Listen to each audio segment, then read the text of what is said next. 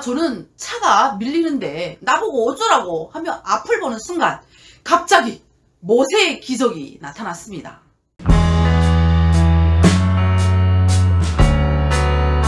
여러분 안녕하십니까? 민지의 호두까기 TV의 이민지입니다. 이번 시간에는 제가 대한민국에서 세상에 이런 일이 하면서 감동받은 이야기를 하려고 합니다. 먼저 북한의 교육을 간단하게 소개해 드리겠습니다. 북한 교육은 11년제 의무 교육이었는데 지금은 12년제 의무 교육으로 바뀌었다고 합니다. 김정은 정권으로 바뀌면서 초등학교 4년이 5년으로 늘었다고 합니다. 그래서 군 복무도 10년에서 8년으로 줄었다고 하네요.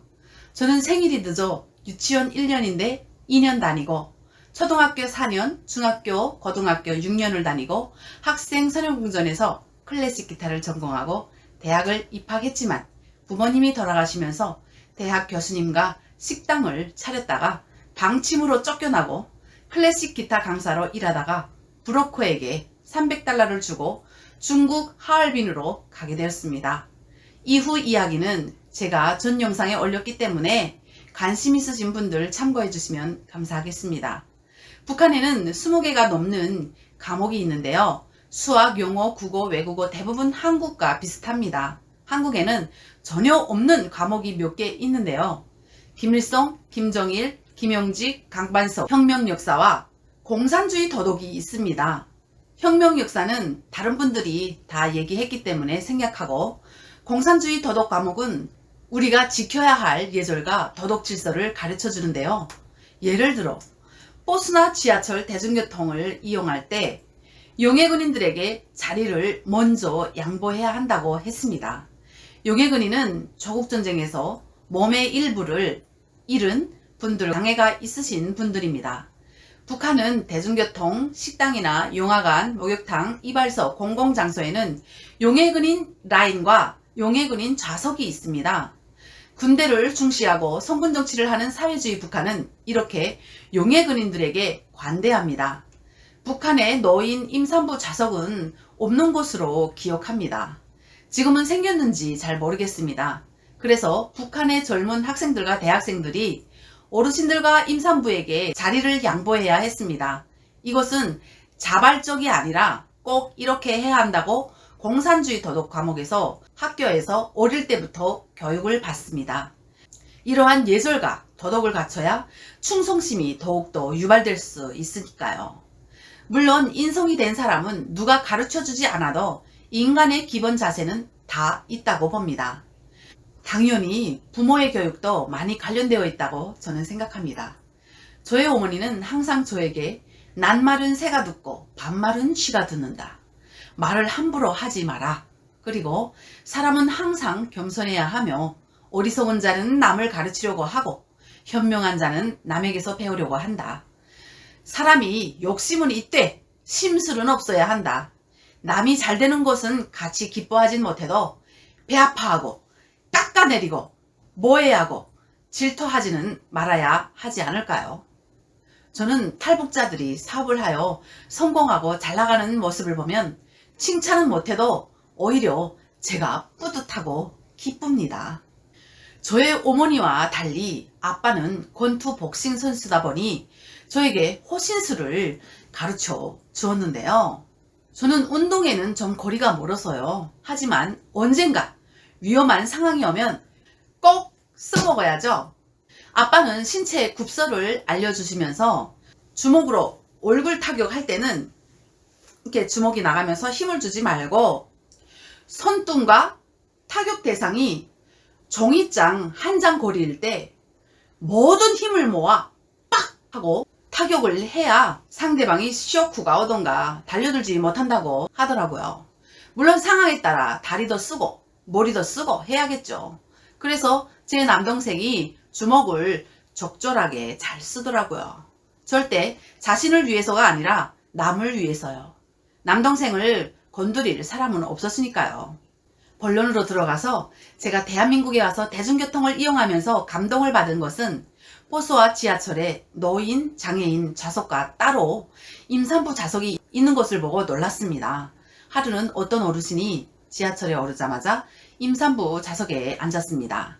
그러자 앞에 앉아있던 대학생이 조용히 일어나더니 그 어르신께 다가가 이 좌석은 임산부 좌석이니 본인 자리에 앉으시라고 하는 것을 보고 감동받았습니다.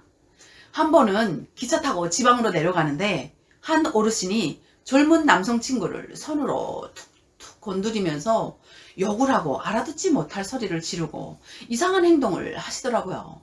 근데 그 남성은 손으로 건드릴 때마다 한 번씩 어르신과 마주보며 무슨 일이냐고, 왜 그래요? 하고 조용히 묻더니 끝까지 화 한 번 내지 않고 참고 계시더라고요. 2시간 넘게 시달리다가 드디어 도착지에서 내리는 그를 보고 아시는 분이냐고 물었더니 모르신다고 하더라고요. 그래서 제가 엄지척하면서 대단하시다고 칭찬했습니다. 저 같으면 못 참았습니다. 자리를 차고 일어나거나 도와달라고 승무원을 불렀을 거예요. 그리고 또 한 번 놀란 게 에스컬레이터 이용입니다. 저는 아무 생각 없이 올랐는데 모두 오른쪽으로 비켜서는 거예요. 그래서 대단한 분이 지나가는가 하고 고개를 돌리니 바쁜 사람들을 위해서 길을 비켜주는 거였어요. 제가 후에 알았는데 한국에는 공산주의 도덕 과목 같은 게 없다고 하네요. 그럼 이 행동이 모두 자발적이라는 건가요? 믿기지가 않았습니다. 평양은 또한 아파트마다 마당 청소, 복도 청소라고 씌워진 나무 폐가 한 달에 한 번인가 집 앞에 걸려 있습니다. 그것은 집 주변을 깨끗하게 하고 청소하라고 강제적으로 강압적으로 내려먹이는 것입니다. 그리고 눈이 오면 모든 집이 나와서 눈을 쓰려고 이민반장이 소란스럽게 문을 두드리며 다닙니다. 그리고 집집마다 걸려있는 초상화 위생검열을 시도 때도 없이 와서 검열을 합니다. 아니, 본인이 시간 있으면 자발적으로 하는 게 맞지 않습니까? 평양은 또한 행사가 많아요. 이것도 강압적으로 정치적으로 엮어서 마지못해 옥지로 끌려갑니다.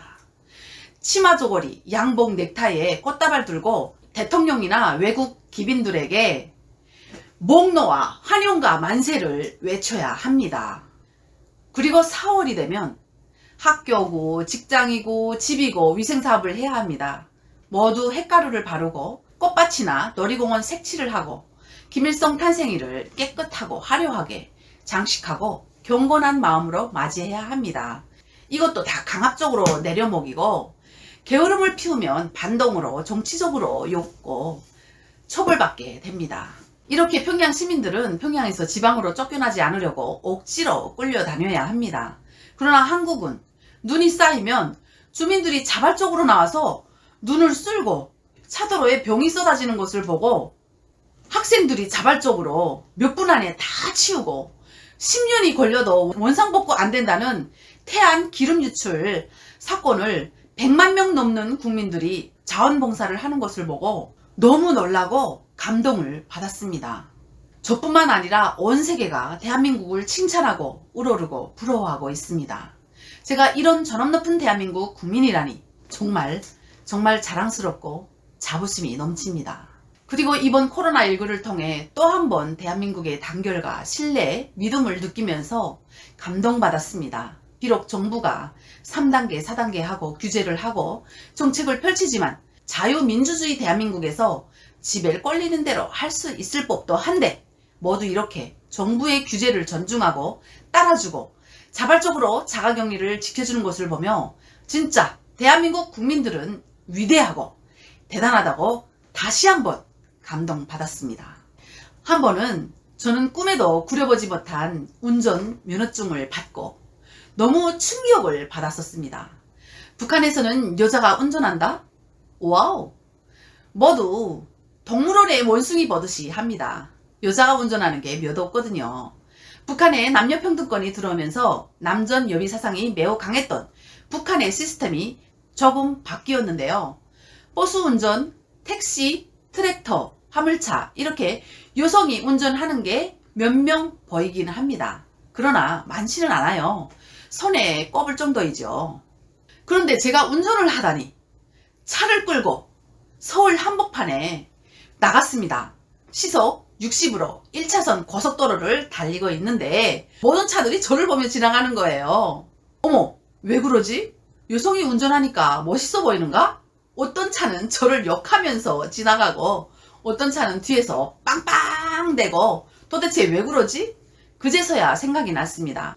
여기는 추월 차도로라는 것을 말입니다. 제가 하도 미안해가지고 차선 변경을 하려는데 어머 제가 쳐보잖아요. 옆에서 차가 쌩쌩 지나가니 무서워서 이러지도 저러지도 못하겠는걸요. 근데 고마우신 분이 차를 멈추고 기다려주시는 거예요. 너무 고마워서 차 창문을 열고 인사를 하며 들어갔습니다. 너무 감동이었습니다. 제가 초보 운전이라 여러 번 이런 고마운 분들의 도움이 아니었다면 차 사고 밥 먹듯이 하여 빚더미에 올랐을 겁니다. 하루는 제가 지방에 안보강의를 가고 있는데 뒤에서 앰뷸런스가 다급한 소리를 내며 쫓아오는 것이었어요. 레로 레로 레로. 저는 차가 밀리는데 나보고 어쩌라고 하며 앞을 보는 순간 갑자기 모세의 기적이 나타났습니다. 내 앞에 꽉 막혔던 차들이 갑자기 양옆으로 갈라지더니 제 뒤에 있는 앰뷸런스에게 길을 비켜주는 거예요. 어머 이게 무슨 일이야? 도로에서 무슨 자동차 쇼? 아니 마술? 이건 물을 가르는 모세의 기적보다 더 기적 같은 일이다 라고 감동했습니다. 북한에서는 대통령이나 간부가 지나가면 일제히 경례하고 신호등 바꿔버리고 모든 차들을 세우고 먼저 보내고 맞다. 사랑의 불시착 드라마와 똑같아요. 아니 지들이 뭐가 그렇게 바쁘다고 남들 가는 거 막고 신호까지 바꾸면서 달립니까? 북한에서 이런 일이 있습니다. 대통령이 넷쌍둥이를 위해 사랑의 직승기를 보내주시고 평양 산원에서 넷쌍둥이가 태어났다고 나라가 흥할징조라고 온 북한이 난리도 아니었습니다. 근데 나라가 흥했나요? 저보다 현명하고 지혜로우신 시청자분들이 더 잘 알 거라고 생각하겠습니다. 대한민국은 자연재해 그리고 여러가지 이유로 산에서 바다에서 조난당하신 분들을 위해 구조 직승기가 헬리콥터가 수시로 뜨잖아요. 솔직히 대한민국 국민들은 당연하다고 생각하죠. 북한은 당연한 게 아니에요. 운해로운 당과 수령의 충성심으로 불타고 총폭탄, 작폭 정신으로 개같은 충성심을 안고 살죠. 어떻게 보면 북한 주민들이 개라고 오해하시는 분 있을 것 같은데요. 개가 주인이 천대하고 구박하고 밥을 안 줘도 충성하잖아요. 그래서 개와 같은 충성심을 안고 사는 북한 주민들이 안쓰러워 말한 거고요. 저도 그랬으니까요.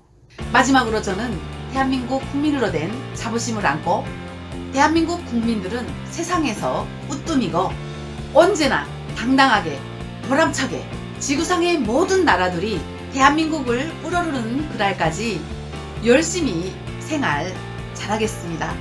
그럼 시청자 여러분 건강하시고 행복한 날 되세요. 또 만나요.